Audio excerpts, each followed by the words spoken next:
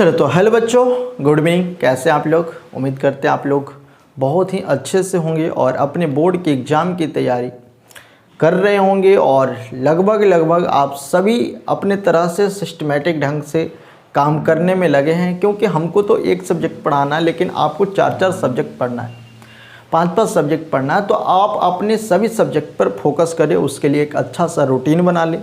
अगर रूटीन बना लिए हैं तो उस पर काम कीजिए, रूटीन पे काम कीजिए। और आप लोग ये जो IPL वगैरह ये सब पे ज़्यादा ध्यान नहीं दीजिए, ये सब आपका कोई भी काम नहीं देगा। इतना दिन तक आपको जो भी लॉस किया है टाइम, उस टाइम को आपको सेव करना है, क्योंकि आप इतने दिन तक पढ़े नहीं हैं।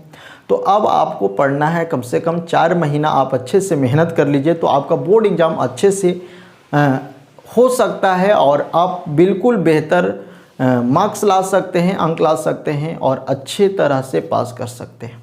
तो आपको यहाँ पर अब समय देना है पढ़ने पर। और हम लोग को देखिए, अगर ऐसा हो कि अगले 2 दिन 3 दिन में जो हम लोग का 21-22 तारीख से 21 सितंबर से खुलने के लिए लॉकडाउन का अनुमति दिया गया है, लेकिन हमें नहीं लगता है कि पूर्ण रूप से खुलेगा। वो एक तरह से डाउट क्लास के रूप में खोलने के लिए कहा गया है, लेकिन जिस तरह से हम लोग का प्रशासन का जो भी आदेश होगा उसके अकॉर्डिंग हम लोग का जो ऑफलाइन क्लास था वो पूर्णतः चालू हो सकता है। या किसी के पास अगर कोई प्रॉब्लम हो, अगर दिक्कत हो, तो वो आकर हमसे पढ़ सकते हैं या पूछ सकते हैं।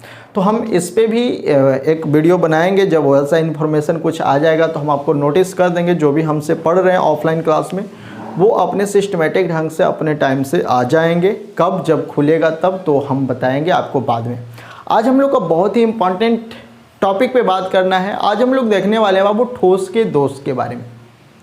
यानी ठोस में जो अपूर्णताएं होते हैं, जो दोष होते हैं, वो कैसे होते हैं, किस तरह के होते हैं, उसमें हमको क्या देखना होता है, कैसे समझना होता है, तो सारे चीज़ के बारे में आज हम लोग समझने वाले हैं। तो आज हम लोग को यहाँ पर देखना है बाबू डिफेक्ट ऑफ सॉलिड, ठोस का दोष।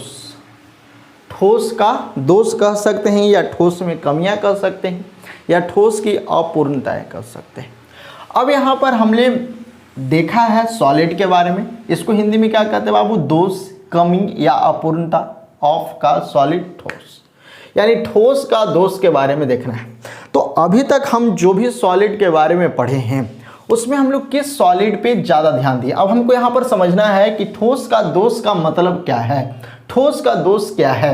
तो यहाँ पर सबसे पहले हम आपको बताना चाहते हैं कि अभी तक आप जो भी ठोस के बारे में पढ़े हैं वो कैसे ठोस के बारे में पढ़े। हम लोग पढ़े क्रिस्टलीय ठोस के बारे में, क्रिस्टलाइन सॉलिड के बारे में हम लोग पढ़े, क्रिस्टलाइन ठोस। अब ये जो क्रिस्टलीय ठोस होते हैं ये कैसे होते हैं, तो आपको यहाँ पर बताया गया था कि जो क्रिस्टलीय ठोस होते हैं ना, ये नियमित रूप से अरेंज होते हैं। यानी कहने का मतलब ये नियमित रूप से सजे होते हैं, नियमित रूप से सजे होते हैं। ये आपको हम बहुत पहले ही पढ़ा चुके हैं कि क्रिस्टलीय ठोस किसे कहते हैं। तो जिसमें जो परमाणुओं में उपस्थित एटम होते हैं या मॉलिक्यूल हो सकते हैं, इसमें क्या क्या हो सकते हैं, तो या तो एटम हो सकता है, या तो मॉलिक्यूल हो सकता है, या तो आयन हो सकता है। यानी ठोस को बनाने में ये 3 ही कण क्या करेंगे? मदद करेंगे। ये 3 कण से ही मिलकर हमारा कोई ठोस बन सकता है, या तो एटम हो, या तो मॉलिक्यूल हो, या तो आयन हो। यानी या तो परमाणु हो, या तो अणु हो, या तो आयन हो। अब ये बेल अरेंजमेंट यानी सही रूप से, नियमित रूप से सजे होते हैं, तब जाकर हमारा क्रिस्टलीय ठोस का निर्माण होता है। लेकिन यहाँ पे हमको क्या पढ़ना बाबू? ठोस में दोष। यानी इसमें दोष, कमी, अपूर्णता कब आएगा, इसमें दोष कब उत्पन्न होंगे। तो एक बात बताओ कि जब नियमित रूप से सजे होते हैं तो वो हमको देखने में कुछ ऐसा दिखता है, नियमित रूप से बेल अरेंज, अच्छे से इसका जो कण है, पार्टिकल हैं, वो अरेंज होते हैं नियमित पूर्वक, तो क्रिस्टलीय ठोस का निर्माण होता है। और ये लॉन्ग रेंज तक ये नियमित होते हैं, यानी जितना भी बड़ा बना दीजिए ये नियमित रूप से ही सजे होते हैं। तो ये हमारा हो गया क्रिस्टलीय ठोस। कैसा ठोस? क्रिस्टलीय ठोस। लेकिन हमको यहाँ पे क्या पढ़ना है बाबू? समझना ध्यान से। हमको यहाँ पे क्या पढ़ना है, ठोस में दोष, यानी इसमें दोष दिखाना है, इसमें कमी दिखाना है। तो कमी क्या होगा, कमी कब होगा, जब तक आप में कुछ ना कुछ खराबी ना हो, आप में कमी कैसे निकल सकता है। जैसे में आप हर तरह से अच्छे हैं, लेकिन किसी चीज़ की आप में कमी हो गया तो वो आपका दोष हो गया। क्या हो गया, दोष। तो यहाँ पर भी हमको वही समझना है कि ठोस में दोष का आखिर मतलब क्या है। तो बाबू ठोस के दोष का मतलब हम यहाँ पर अच्छे से आपको समझाना चाह रहे हैं, जो आप समझ भी जाइएगा। तो सबसे पहले हम लोग यहाँ तक अभी तक जो भी ठोस के बारे में पढ़े वो क्रिस्टलीय ठोस के बारे में पढ़े। और क्रिस्टलीय ठोस नियमित रूप से सजे होते हैं और इसमें क्या क्या भाग ले सकते हैं, यानी कौन कौन से पार्टिकल उपस्थित हो सकते हैं। तो या तो एटम हो सकता है, या तो मॉलिक्यूल हो सकता है, या तो आयन हो सकता है। अब मान लेते हैं कि ये हमारा क्रिस्टलीय ठोस है, लेकिन हमको इसमें दोष दिखाना है। तो दोष कब होगा बाबू, जब इसके पार्टिकल में, यानी जब हमें जो भी ठोस क्रिस्टलीय ठोस दिख रहा है, अगर इसके पार्टिकल में इसके अंदर कोई भी पार्टिकल, यानी कोई भी एटम हो, मॉलिक्यूल हो या आयन हो, वो क्या हो जाता है, कम जाता है, यानी इसमें कमी पाया जाता है। ये पूर्ण रूप से अरेंजमेंट में नहीं होता है। जैसा अरेंजमेंट हमको चाहिए, जैसा स्थिति हमको चाहिए, जैसा व्यवस्था हमको चाहिए, वैसा व्यवस्था नहीं हो पाता है। तो वैसे जो हमको कमी दिखाई देते हैं, वैसे कमी को ही हम लोग कहते हैं ठोस का दोष। यानी समझो कि किसी भी ठोस में उपस्थित परमाणुओं के व्यवस्था में अगर कमी आ जाता है, क्या आ जाता है बाबू, कमी आ जाता है। यानी व्यवस्था में कमी कहने का मतलब हम लोग जान रहे हैं कि इसका नियमित व्यवस्था होता है, लेकिन यहाँ से एक परमाणु गायब है, यानी यहाँ पे एक परमाणु नहीं है, तो इसमें क्या हो गया, कमी हो गया। और इस कमी को ही हम लोग कहते हैं बाबू ठोस का दोष, कि ठोस में दोष पाया जा रहा है। यहाँ पर आपको समझ में आ रहा होगा। एक बार फिर से देखिए कि ठोस में दोष का मतलब क्या है। तो किसी भी ठोस या किसी भी क्रिस्टलीय ठोस में उपस्थित कणों में या उपस्थित कणों के व्यवस्था में अगर कोई कमी आता है, तो उससे जो उत्पन्न दोष होते हैं वही दोष ठोस का दोष कहलाता है। तो यहाँ पर देख लो, यहाँ से क्या हो गया, गायब हो गया। चलो यहाँ पर भी हटा देते हैं। मान लेते हैं, अभी सीख रहे हैं कि जब हमारा कोई भी कण अपने स्थिति से हट जाता है या उस स्थिति में नहीं दिखता है, तो उसमें एक दोष पाया जाता है, कमी पाया जाता है, पूर्णता पाया जाता है। तो वैसे ठोस के जो कमी पाए जाते हैं उसी को हम लोग कहते हैं ठोस का दोष। क्या कहते हैं बाबू, ठोस का दोष। तो यहाँ पर आप इस बात को समझ रहे होंगे कि ठोस का दोष का मतलब क्या है। तो यहाँ पर आप इस बात को समझ गए। अब हमको समझना है कि ठोस के दोष जो होते हैं कितने तरह के होते हैं। ठोस में दोष कितने तरह के होते हैं, ये बात आप समझ गए। फिर से एक बार रिवीजन कर दे रहे हैं कि हमको क्या पढ़ना बाबू, ठोस में दोष। ठोस कैसे पढ़े हम लोग, क्रिस्टलाइन एक कैसे होते हैं, नियमित रूप से सजे होते हैं। इसमें क्या क्या होते हैं, एटम, मॉलिक्यूल, आयन। इसका दोष कब होगा बाबू, तो जब हम किसी भी स्ट्रक्चर में, जब हम किसी भी क्रिस्टलीय ठोस के स्ट्रक्चर में, संरचना में, व्यवस्था में देखें और उसमें कोई कण अपने स्थान से हटा रहे या उसमें कुछ कमी पाया जाए, तो वैसे स्थिति में जो कमियां होगा उसी को हम लोग कहेंगे उस ठोस का दोष। क्या कहेंगे, ठोस का दोष। तो ये बात आप समझ गए होंगे। जल्दी से आप इसका एक स्क्रीनशॉट ले लीजिए। अब हम लोग देखते हैं बाबू कि ठोस में दोष कितने प्रकार के होते हैं। ठोस में दोष कितने प्रकार के होते हैं और इसके बारे में और देखेंगे हम लोग। ठोस में दोष कितने प्रकार के होते हैं, ठीक है, यहाँ पे लिख दे रहे हैं।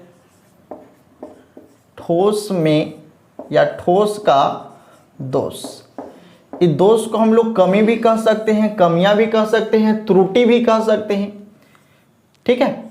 अब ये होता कैसे है, तो ये होता है बाबू गर्म करने से। यानी ठोस में दोष कब पाया जाएगा, तो जब हम लोग उसका तापमान बढ़ाएंगे, इसलिए ऐसे दोष को हम लोग ऊष्मागतिकीय दोष भी कहते हैं, ठीक है।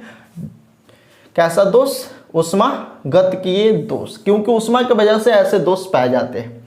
अब ये ठोस में जो दोष होते हैं या ठोस का जो दोष होता है वो कितने तरह के होते हैं, कितने प्रकार के होते हैं, तो वो होते हैं बाबू दो प्रकार के। कौन कौन, तो सबसे पहले हम लोग देखेंगे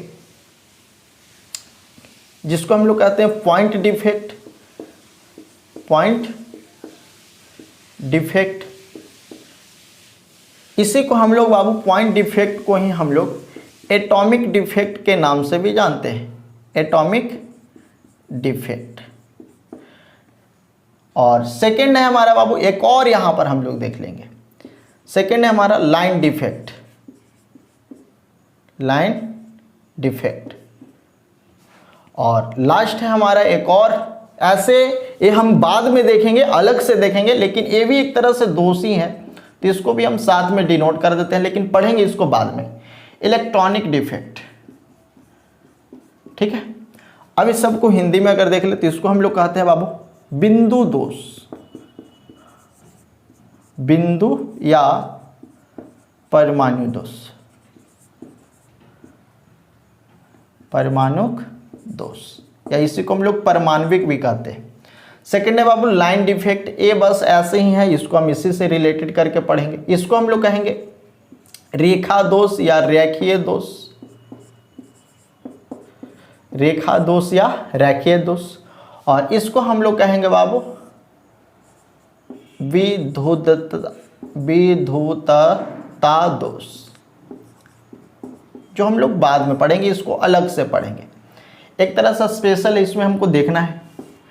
अब हम यहाँ पर देख रही हैं कि हमारा जो ठोस में दोष पाया जाता है वो 3 तरह के पाया जाता है। अब यहाँ पर हमको समझना है कि पॉइंट डिफेक्ट कितने तरह के होते हैं। तो पॉइंट डिफेक्ट बाबू 3 प्रकार के होते हैं। कितने प्रकार के? 3 प्रकार के। पहले सभी को हम क्लासीफाई कर दे रहे।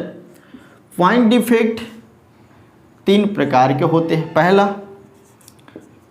पहला बाबू अस्टाइकियोमेट्री, अस्टाइकियोमेट्रिक दोष, अस्टाइकियोमेट्रिक दोष। सेकेंड है बाबू नॉन अस्टाइकियोमेट्री दोष, अस्टाइकियोमेट्रिक दोष। ठीक है, और एक और हम लोग देखेंगे जिसे हम लोग कहेंगे अशुद्धता दोष, अशुद्धता दोष।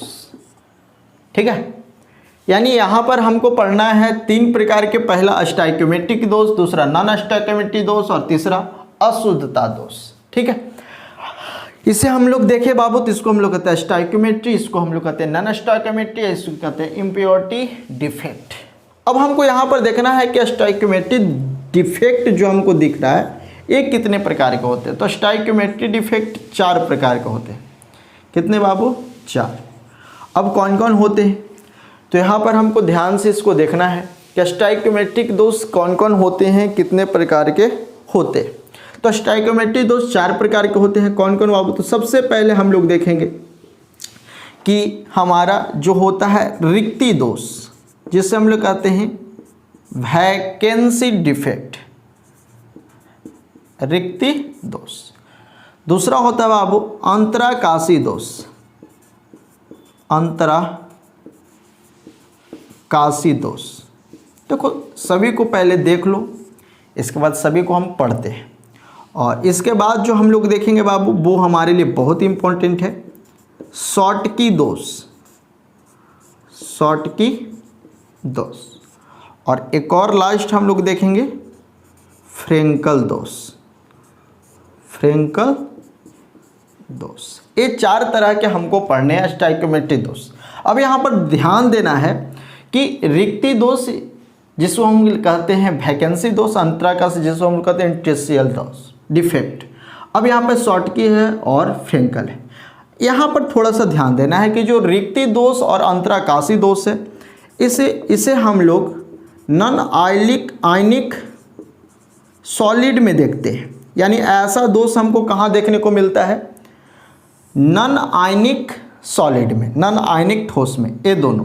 ठीक है, ये दोनों जो आप देख रहे हैं इसे देखने को हमको मिलेगा आयनिक सॉलिड में, आयनिक सॉलिड में। ठीक है, ये दोनों जो हमको दोष मिल रहा है, ये दोनों दोष मिलेगा नॉन आयनिक ठोस में, नॉन यौगिक ठोस में। और ए जो हमको मिल रहा है आयनिक ठोस में। ठीक है, ध्यान रखिएगा इसको। अब यहाँ पर है बाबू नॉन स्टोइकियोमेट्री दोष। तो नॉन स्टोइकियोमेट्री दोष दो तरह के होते हैं। कितने तरह के? दो। कौन कौन होता है? एक होता है बाबू धातु अधिकता दोष, धातु अधिकता दोष, और दूसरा होता है बाबू धातु न्यूनता दोष, न्यूनता दोष। तो देखो इतने तरह के हमको दोष पढ़ने हैं। ठीक है, ठोस में जो दोष पाए जाते हैं वो मुख्य रूप से दो तरह के पाए जाते हैं, पॉइंट डिफेक्ट और लाइन डिफेक्ट। लेकिन एक अलग से हमको पढ़ना है जो हम लोग बाद में पढ़ेंगे, लेकिन हम इसको बाद में पढ़ेंगे। इसको हम लोग कहेंगे इलेक्ट्रॉनिक डिफेक्ट। इसको कहते हैं बाबू बिंदु या परमाणु दोष, इसको हम लोग कहते हैं रेखा दोष, इसे हम लोग कहते हैं विद्युतता दोष। इसको अलग से हम लोग देख लेंगे, ये दोनों को हम लोग यहाँ पर देखेंगे। और इसमें सबसे इम्पॉर्टेंट है बाबू हमारा पॉइंट डिफेक्ट। अब वो पॉइंट डिफेक्ट कितने तरह के होते हैं, कितने प्रकार के होते हैं? तो तीन प्रकार के होते हैं। पहला स्टोइकियोमेट्री दोष, दूसरा नॉन स्टोइकियोमेट्री दोष, और तीसरा अशुद्धता दोष। अब यहाँ पे हमको ध्यान रखना है कि स्टोइकियोमेट्री दोष कितने प्रकार के होते हैं? तो चार प्रकार के। पहला रिक्ति दोष, दूसरा अंतराकाशी दोष, तीसरा शॉटकी दोष, और चौथा फ्रेंकल दोष। अब हमको यहाँ पर ध्यान रखना है कि रिक्ति दोष और अंतराकाशी दोष जो हमको देखने को मिलेंगे वो नॉन आयनिक ठोस में देखने को मिलेंगे, और शॉटकी दोष और फ्रेंकल दोष हमको आयनिक ठोस में देखने को मिलेंगे।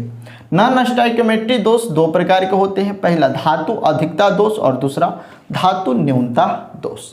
तो ये सभी के बारे में हमको देखना है। तो चलो जल्दी से बाबू आप सबसे पहले ठोस का दोष का जो हम वर्गीकरण किए हैं, क्लासिफाई किए हैं, क्लासिफिकेशन किए हैं, आप इसका जल्दी से एक बार स्क्रीनशॉट ले लीजिए या अपनी कॉपी में नोट कर लीजिए। चलो जल्दी से नोट कर लो एक बार, इसके बाद सभी को हम लोग देख लेते हैं। चलिए नोट कर लिए। चलो जल्दी से नोट कर लो, इसके बाद हम लोग देख लेते हैं। चलिए हटा दें।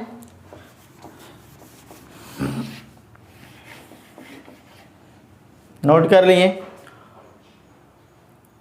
और जब ये हम लोग को पूरा करवा दिया जाएगा तो हम लोग का नेक्स्ट चैप्टर बहुत ही जल्द समाप्त हो जाएगा। हम कोशिश करते हैं कि एक दिन में अधिक से अधिक आप लोग तक वीडियो पहुंच पाए। चलिए नोट कर लो, हटा देते हैं। अब बाबू यहाँ पर हमको सबसे पहले देखना है पॉइंट डिफेक्ट। क्या देखना है? पॉइंट डिफेक्ट, जिसको हम लोग कहते हैं बिंदु दोष, और इसी को हम लोग कहते हैं क्या? परमाणु दोष। अब ये बनता कैसे? तो आपको बताया थे कि जब हम लोग इसे हीट करते हैं, गर्म करते हैं, जिसके कारण इसमें जो दोष पैदा होता है उसी को हम लोग कहते हैं बिंदु दोष। ठीक है, जब हम लोग हीट करेंगे, ताप जब अधिक करेंगे तो कंफर्म है कि कोई परमाणु इधर से उधर होगा, इसके अंदर का कण इधर से उधर होगा, जिसके कारण दोष पैदा होगा, और वैसे दोष को ही हम लोग कहते हैं पॉइंट डिफेक्ट। और इसी दोष को हम लोग कहते हैं बाबू ऊष्मागतिकीय दोष, ऊष्मागतिकीय दोष, थर्मोडायनेमिक डिफेक्ट। अब यहाँ पर हमको देखना है बाबू कि पॉइंट डिफेक्ट कहते किसको है। तो पॉइंट कहने का मतलब बाबू बिंदु, और बिंदु को हम लोग किससे डिनोट करते थे? परमाणु से ना। अरे परमाणु को ही ना हम लोग पॉइंट पॉइंट पॉइंट अभी तक पढ़ते आ रहे हैं। तो कहता है बाबू कि पॉइंट डिफेक्ट का मतलब क्या है। तो ध्यान से समझना, बहुत ही आसानी से समझ में आएगा। ठीक है, मान लेते हैं हमारे पास एक सीक्वेंस में सजा हुआ कणों का समूह है, जिसे हम लोग कहते हैं क्रिस्टलाइन सॉलिड। अब हमको इसमें दिखाना है पॉइंट डिफेक्ट। तो कहता है पॉइंट डिफेक्ट का मतलब क्या होता है। चलो एक और बना लेते हैं। पॉइंट डिफेक्ट का मतलब है कि यहाँ से कोई परमाणु में दोष पाया जाए, परमाणु में कमी पाया जाए। और ये तो आप सभी जानते हैं कि कमी दिखाएगा तो कौन? पार्टिकल, कण ही दिखाएगा, परमाणु ही दिखाएगा, अणु ही दिखाएगा, आयन ही दिखाएगा। तो पॉइंट डिफेक्ट का मतलब है कि इसके परमाणु में कमी आए, और वो कहीं से कमी आ सकता है, कोई ज़रूरी नहीं है कि एक ही जगह से। तो यहाँ पर पॉइंट डिफेक्ट का मतलब है, बिंदु दोष का मतलब है कि किसी ठोस में उपस्थित कण, या एक कण हो या एक से अधिक कण हो, एक कण हो या एक से अधिक कण हो, अगर उसमें कमी पाया जाता है, उसके व्यवस्था में कमी पाया जाता है, या उसका व्यवस्था विचलित होता है, सही से नहीं होता है, तो वैसे दोष को ही हम लोग कहते हैं बिंदु दोष। फिर से सुन लो बाबू, पॉइंट डिफेक्ट किसे कहेंगे हम लोग? तो वैसा किसी ठोस में उपस्थित परमाणुओं के व्यवस्था में जो विचलन उत्पन्न होता है, जो कमी उत्पन्न होता है, जो कमी पाया जाता है, वैसे दोष को ही हम लोग कहते हैं बिंदु दोष।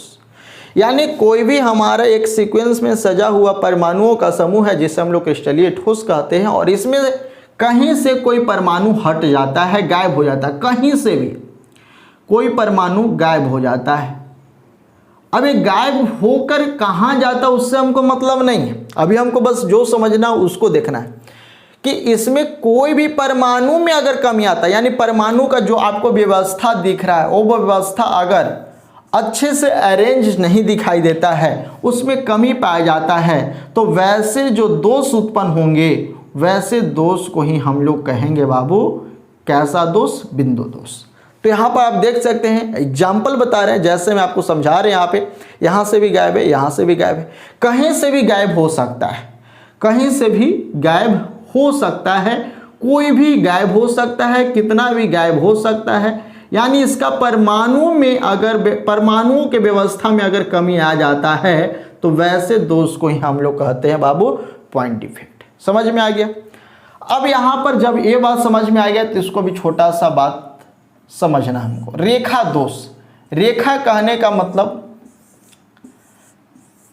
कि कतारबद्ध, यानी परमाणु कतारबद्ध रूप में सजे हैं। देख लो यहाँ पे परमाणु कतारबद्ध रूप में सजे हैं, ऐसे ऐसे ऐसे कतार में सजा है ना जी, ऐसे ऐसे कतार में सजा है ना, ऐसे ऐसे कतार में सजा है ना जी। तो कहता है कि इसके कतार में यानी सीक्वेंस रूप में अगर इसका लाइन देख रहे हैं और किसी भी एक कतार में अगर कोई कमी आया जाता है, यानी कतार में कतारबद्ध व्यवस्थित परमाणुओं में अगर कमी पाया जाता है तो वैसे ठोस में जो दोष उत्पन्न होंगे वैसे दोष को ही हम लोग कहेंगे रेखा दोष। जैसे मान लेते हैं कि एक कतार है और यहाँ से ए परमाणु गायब हो गया, यानी यहाँ पे ए परमाणु नहीं, जिसके वजह से इसमें क्या हुआ? त्रुटि पाया गया, कमी पाया गया, दोष पाया गया, तो वैसे दोष को ही हम लोग कहते हैं रेखा दोष। जबकि इसको हम इसी से रिलेट करके पढ़ते हैं, इसमें और इसमें कोई खास अंतर नहीं है, ये हमको पढ़ना भी नहीं है, बस ये बताया गया है। जबकि आप इसी को एग्जाम्पल इसमें भी देख सकते हैं। तो ये बस नाम के है, समझ रहे हैं? रेखा दोष कहने का मतलब किसी भी एक लाइन में अगर कोई कमी पाया जाता है, यानी क्रमबद्ध कतारबद्ध तरीके से जो भी सजा हुआ इसमें परमाणुओं का व्यवस्था है, अगर उसमें कमी पाया जाता है तो वैसे दोष को हम लोग कहते हैं रेखा दोष। क्या कहते हैं? रेखा दोष। तो ये दोनों पॉइंट आप समझ गए हैं। इसमें कहीं भी हट जाए, कहीं भी हट जाए तो वैसे दोष को हम लोग क्या कहेंगे बाबू? वैसे दोष को हम लोग कहेंगे पॉइंट डिफेक्ट। और किसी कतारबद्ध परमाणुओं का जो व्यवस्था है और उस कतार में से कोई परमाणु में कमी आ जाता है या दिखाई नहीं देता है या हट जाता है तो वैसे दोष को हम लोग कहते हैं रेखा दोष। तो यहाँ पर जल्दी से अगर आप दोनों का डिफिनेशन लिखना चाहते हैं तो लिख लीजिए। सबसे पहले पॉइंट डिफेक्ट लिखकर डैश दीजिए, बिंदु दोष लिखकर डैश दीजिए। लिखेगा जब ठोस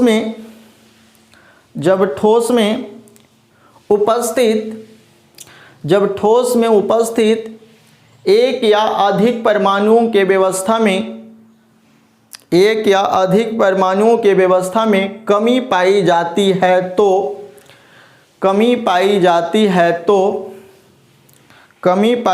है तो उत्पन्न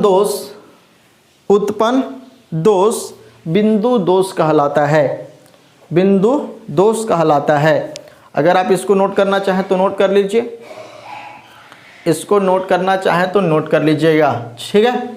चलो सेकंड लिखना चाहते हैं रेखा दोष, तो रेखा दोष लिखिएगा बाबू।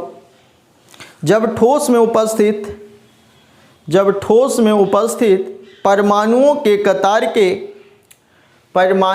कतार के व्यवस्था में यानी कतार में जो भी परमाणु सजा है, अगर उसके व्यवस्था में कमी आता है तो उत्पन्न दोष रेखा दोष कहलाते हैं। उत्पन्न दोष रेखा दोष कहलाते हैं। इसको नोट कर लेगा। चलो दोनों जल्दी से आप इसको नोट कर लो और इसके बाद हम लोग आगे देखते हैं। अब हम लोग को देखना है कि बिंदु दोष कितने प्रकार के होते हैं। तो बिंदु दोष 3 प्रकार के होते हैं। तो इससे रिलेटेड हम लोग आगे बढ़ेंगे। तो जल्दी से एक बार आप लोग नोट कर लीजिए। चलो नोट कर लिए।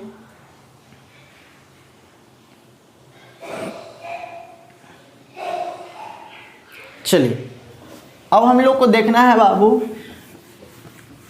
बिंदु दोष। और बिंदु दोष कितने प्रकार के होते हैं।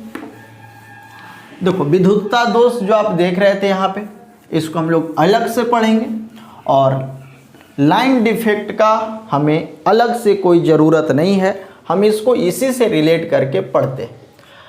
अब हमको यहाँ पर पता चल गया बाबू कि बिंदु दोष 3 प्रकार के होते हैं, जिसमें सबसे पहला है बाबू अस्टाइकियोमेट्रिक दोष। मेट्रिक दोष। और अस्टाइक्योमेट्रिक दोष कहते किसको हैं। अस्टाइक्योमेट्रिक दोष किसको कहते हैं।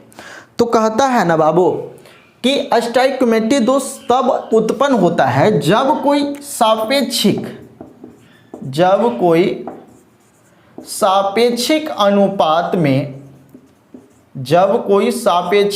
अनुपात में तत्व एक दूसरे से मिलकर यौगिक का निर्माण करता है। यानी इसमें जो भी तत्व आपस में अनुपात में मिलेगा वो सापेक्षिक होता है। तो कहता है कि सापेक्षिक अनुपात में तत्व आपस में मिलकर, यानी आपस में एक दूसरे से मिलकर किसका निर्माण करता है, यौगिक का निर्माण करता है। तो वैसे उत्पन्न जो दोष होंगे, उससे उत्पन्न जो दोष होंगे वैसे दोष को ही हम लोग कहते हैं स्टाइक्योमेट्रिक दोष। तो जल्दी से आप लोग टॉपिक बना लीजिए। स्टाइक्योमेट्रिक दोष लिखेगा बाबू, स्टाइक्योमेट्रिक दोष लिख कर डैश देगा, लिखेगा जब चाहे वह सापेक्षिक अनुपात स्टाइक्योमेट्रिक दोष लिख कर डैश देगा, लिखेगा वह सापेक्षिक अनुपात जिसमें तत्व एक दूसरे से मिलकर यौगिक का निर्माण करता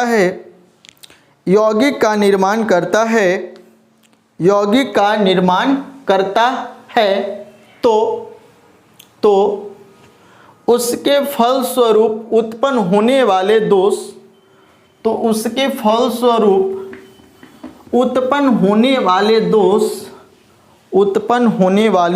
दोष अस्टाइक्योमेट्रिक दोष कहलाता है।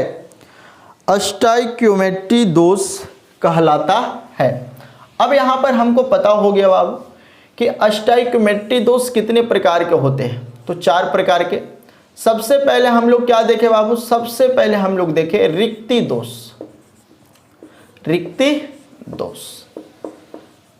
इसके बाद हम लोग देखे बाबू अंतराकाशी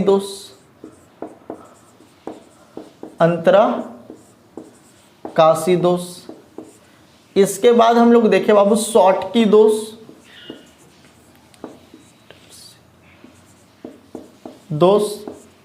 और लास्ट हम लोग देखेंगे फ्रेंकल दोष। अब यहां पर सबसे पहले समझना रिक्ति दोष क्या है। पहला नंबर रिक्ति दोष, दूसरा नंबर, तीसरा नंबर और चौथा नंबर। तो सबसे पहले हम लोग देखते हैं कि यहाँ पर हमारा जो रिक्ति दोष है, रिक्ति दोष क्या है, जिसको हम लोग कहते हैं वैकेंसी डिफेक्ट। रिक्ति दोष क्या है। तो रिक्ति दोष का मतलब क्या है। रिक्ति कहने का मतलब, वैकेंसी कहने का मतलब खाली, वैकेंसी कहने का मतलब बाबू खाली, और रिक्ति कहने का मतलब ही खाली, आप लोग पहले पढ़े होंगे कि रिक्त स्थानों को पूर्ति करो या खाली स्थानों को पूर्ति करो। यानी इसमें जो दोष पाया जाएगा वो ऐसा होगा ना जो पूर्ण रूप से खाली हो जाए। कैसा हो जाए? खाली। यानी खाली होने के बाद जो दोष उत्पन्न होगा वैसे दोष को ही हम लोग क्या कहेंगे? रिक्ति दोष। तो यहां पर समझ लो बाबू, हम लोग जानते हैं कि जो हमारा क्रिस्टलीय ठोस होता है वो वेल अरेंजमेंट में सजा होता है, यानी नियमित पूर्वक से सजा होता है। अब हमको इसको क्या बनाना है? रिक्ति दोष में परिवर्तित करना है, रिक्ति दोष बनाना है। अब रिक्ति दोष कब बनेगा? मान लेते हैं कि हमारे पास कोई ठोस है और ठोस के अंदर परमाणु, अणु या कण कुछ भी है जो नियमित रूप से सजा हुआ है। ठीक है, नियमित रूप से सजा हुआ है। अब हमको इसको बनाना है कैसा? रिक्ति दोष। तो रिक्ति दोष किसे कहते हैं? तो बाबू, जब ठोस में उपस्थित कोई परमाणु, अणु या आयन अपने स्थान से पूर्णतः हट जाता है, अपने स्थान से पूर्णतः हट जाता है, और वो हटकर कहाँ जाता है? यानी इसमें नहीं रहता, इससे निकल जाता है। और ये काम होगा कब? जब हम हीट करेंगे तब, जब हम गर्म करेंगे तब। यानी जब हम कोई ठोस को गर्म करेंगे तो गर्म करने के बाद उसमें से कोई कण टूटेगा और टूटकर अपने स्थान से गायब हो जाएगा, अपने स्थान से गायब हो जाएगा। गायब होने के बाद उसमें नहीं रहेगा, यानी ठोस में नहीं रहेगा, उससे अलग चला जाएगा। तो वैसे जो हमको ठोस में दोष दिखेंगे वैसे दोष को ही हम लोग कहते हैं रिक्ति दोष। कैसा दोष? रिक्ति दोष। यानी यहां पर आपको दिखाना है कि जब कोई ठोस में परमाणुओं का जो व्यवस्था दिख रहा है और इस परमाणुओं के व्यवस्था में, यानी इस कणों के व्यवस्था में कोई एक ऐसा कण हो जो अपने स्थान से पूर्णतः गायब हो जाता हो। क्या हो जाता हो? पूर्ण रूप से गायब हो जाता हो। यानी गायब कहने का मतलब वो कहाँ जाता है उससे हमको कोई भी मतलब नहीं है, हमको बस ये देखना है कि वो अपने स्थान से गायब हो जाता है, यानी पूर्ण रूप से गायब हो जाता है। ये ठोस में वो कण रहता ही नहीं है। जैसे मैं देख लो यहाँ पर क्या हो गया? खाली हो गया। यहाँ पर कोई भी कण नहीं है, कोई भी परमाणु नहीं है, कोई भी अणु नहीं है, कोई भी आयन नहीं है, एक गायब हो गया। और गायब हुआ कब? जब हम इस ठोस को गर्म किए तब। तो इसके वजह से जो हमको दोष उत्पन्न होगा, इस दोष को ही हम लोग कहेंगे रिक्ति दोष। क्या कहेंगे बाबू? रिक्ति दोष। तो अब यहां पर आपको समझ में आ रहा होगा कि वैसा ठोस चाहे वैसा दोष जो कोई ठोस में उपस्थित परमाणु अपने स्थान से पूर्णतः गायब हो जाता हो तो उससे उत्पन्न जो दोष होते हैं उसे हम लोग कहते हैं रिक्ति दोष। तो चलो अब जल्दी से आप लोग टॉपिक बना लो। और आप समझ भी गए होंगे कि यहाँ एक परमाणु था जो यहाँ से पूर्ण रूप से गायब हो गया, यानी यहाँ से भाग गया। भागकर कहाँ गया? यानी इसमें नहीं है, इससे बाहर निकल गया। तो उससे जो दोष उत्पन्न हो रहे हैं वैसे दोष को हम लोग कहते हैं रिक्ति दोष। देखो हम एक बार, दो बार, तीन बार आपके लिए बोलते हैं ताकि आप अच्छे से समझ जाए। तो जल्दी से रिक्ति दोष लिखकर डैश देगा, वैकेंसी डिफेक्ट लिखकर डैश देगा। लिखेगा बाबू, जब ठोस में उपस्थित परमाणु, अणु या आयन, जब ठोस में उपस्थित परमाणु, अणु या आयन अपने स्थान से पूर्णतः हट जाते हैं या गायब हो जाते हैं, पूर्णतः हट जाते हैं या गायब हो जाते हैं, जिसके फलस्वरूप उत्पन्न दोष रिक्ति दोष कहलाता है। रिक्ति दोष कहलाता है। बाबू जब यहाँ से खाली हो जाएगा तो कमी आएगा कि नहीं आएगा? दोष उत्पन्न होगा ना जी। तो ऐसे दोष को ही हम लोग कहते हैं रिक्ति दोष। तो जल्दी से आप इसे अपने कॉपी में नोट कर लीजिए। यहाँ पर आप खाली स्थान दिखा दीजिएगा। ये हम आपको हाईलाइट बस कर दिए हैं कि आपको दिखना चाहिए कि यहाँ से क्या हो गया बाबू? खाली हो गया। यहाँ से क्या हो गया? गायब हो गया।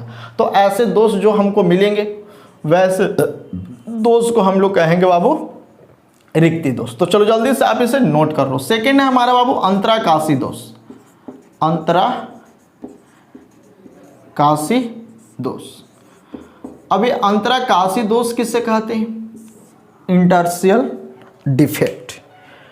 अभी अंतराकाशी दोष किसे कहते हैं? तो अंतराकाशी कहने का मतलब, अंतराकाशी कहने का मतलब, अवकाश मतलब होता है छुट्टी या खाली, ठीक है।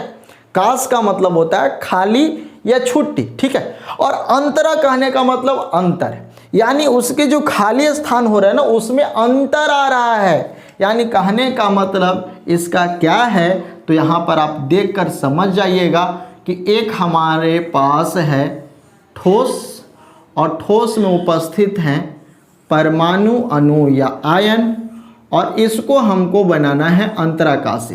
तो अंतराकाशी का मतलब ही होता है काश मतलब खाली, और अंतरा कहने का मतलब उसमें अंतर। तो अंतराकाशी दोष किसे कहेंगे? तो कहता है बाबू कि जब कोई ठोस में उपस्थित जो परमाणु है वो परमाणु कहीं से भी गायब हो जाता है। क्या हो जाता है? गायब हो जाता है, और गायब होकर वो इसी में किसी और स्थान पर जाकर बैठ जाता है, ठीक है, यानी अंतराकाशी में चला जाता है। देखो पहले यहाँ पर था, अब यहाँ से हट गया और हटकर यहाँ पे चला गया, यानी यहाँ पर जो खाली स्थान था ना उस खाली स्थान में जाकर बैठ गया। यानी इसके काश में अंतर हो रहा है कि नहीं? काश मतलब होता है खाली स्थान, तो पहले यहाँ पे था लेकिन अब यहाँ से हटकर यहाँ पे चल गया, यानी यहाँ पे खाली स्थान होगा तब ना वहाँ पे गया होगा, तो यहाँ से हटकर यहाँ चल गया। तो ऐसे स्थिति में जो दोष उत्पन्न होंगे इससे गायब नहीं हुआ है। इस ठोस में जो कण है, कण यहाँ से हटा जरूर है लेकिन गायब नहीं हुआ है, इससे हटकर यानी अपने स्थान से हटकर किसी और स्थान पे चला गया है। तो ऐसे जो दोष उत्पन्न होंगे ना, ऐसे दोष को हम लोग कहेंगे अंतराकाशी दोष। फिर से सुन लो बाबू, अंतराकाशी दोष किसे कहते हैं? यानी जब कोई ठोस में कोई परमाणु अपने स्थान से हटकर, कोई कण अपने स्थान से हटकर किसी और स्थान पे चला जाता है, जिसके कारण हमको क्या प्राप्त होता है? दोष प्राप्त होता है, दोष उत्पन्न होता है। तो ऐसे दोष को ही हम लोग कहते हैं अंतराकाशी। अरे अंतराकाशी का मतलब अंतरा जोड़ काशी, ठीक है। अब एक काशी का मतलब होता है खाली, या इसी को हम लोग आकाशी भी कह सकते हैं। तो खाली होता है, इसका मतलब क्या होता है? खाली या रिक्ति कह सकते हैं, ठीक है। और अंतरा कहने का मतलब अंतर, यानी इसके स्थान, और काशी का मतलब एक और चीज होता है स्थान। काशी का मतलब एक और चीज होता है क्या? स्थान। यानी इससे आप समझ जाओ कि इसके स्थान में परिवर्तन हो रहा है। यानी ये दोष कब उत्पन्न होगा? जब स्थान में परिवर्तन होगा। तो देख लो स्थान में परिवर्तन हो रहा है कि नहीं? पहले यहाँ पे था लेकिन अब कहाँ पे चला गया बाबू? यहाँ पे चला गया। तो आप लोग जल्दी से टॉपिक बना लो अंतराकाशी दोष। उससे पहले इसमें एक चीज लिख लो, अभी आपको हम बताएं कि ये जो हमको दोष प्राप्त होगा, ये दोष कब प्राप्त होगा? जब हम इसको हीट करेंगे तब। तो ये जब गर्म करते हैं तो गर्म करने के फलस्वरूप जब इसमें कोई कमी आ रहा है यानी इससे गायब हो जा रहा है, तो उसके बाद क्या क्या इसमें बदलाव आएगा वो भी देखना है। तो इसका घनत्व, इसका मेल्टिंग पॉइंट, इसका बॉइलिंग पॉइंट क्या हो जाएगा बाबू? कम जाएगा। क्या जाएगा? कम जाएगा। इसका घनत्व, मेल्टिंग पॉइंट, बॉइलिंग पॉइंट कम जाएगा। अगर हम लोग इसके बात करें क्लोज पैकिंग के बारे में, तो इसका क्लोज पैकिंग भी कमजोर हो जाएगा। लेकिन एक चीज इसमें हमको फिक्स रहेगा, वो क्या बाबू? वॉल्यूम। इसका आयतन चेंज नहीं होगा, इसका आयतन चेंज नहीं होगा। ये सब बात हम लोग देख रहे हैं रिक्ति दोष में, कि जब हम इसे हीट करेंगे, जब हम इसे गर्म करेंगे, ये दोष कब उत्पन्न होता है? जब हम इसे गर्म करते हैं तब। और जब गर्म करेंगे बाबू तो इसका कण यहाँ से गायब हो जाएगा, और गायब होने के वजह से इसका घनत्व कम जाएगा, इसका मेल्टिंग पॉइंट कम जाएगा, बॉइलिंग पॉइंट कम जाएगा, इसका क्लोज पैकिंग कमजोर हो जाएगा। लेकिन इसका जो आयतन है वो चेंज नहीं होगा, उसमें कोई भी अंतर नहीं आएगा। तो इस पॉइंट को आप लोग लिख लीजिएगा ऊपर में, किसका रिक्ति दोष कब होता है? जब हम लोग रिक्ति दोष उत्पन्न कब होता है? जब हम लोग इसे गर्म करते हैं, और गर्म करने की वजह से इसका घनत्व, मेल्टिंग पॉइंट तथा बॉइलिंग पॉइंट कम जाता है तथा क्लोज पैकिंग कमजोर हो जाता है, लेकिन वॉल्यूम में कोई भी परिवर्तन नहीं होता। तो ये आप ऊपरे वाला में लिख लीजिए। अब अंतराकाशी दोष अगर आप समझ गए हैं तो जल्दी से अंतराकाशी दोष टॉपिक बनाइए और 10 देकर लिखेगा बाबू। जब किसी ठोस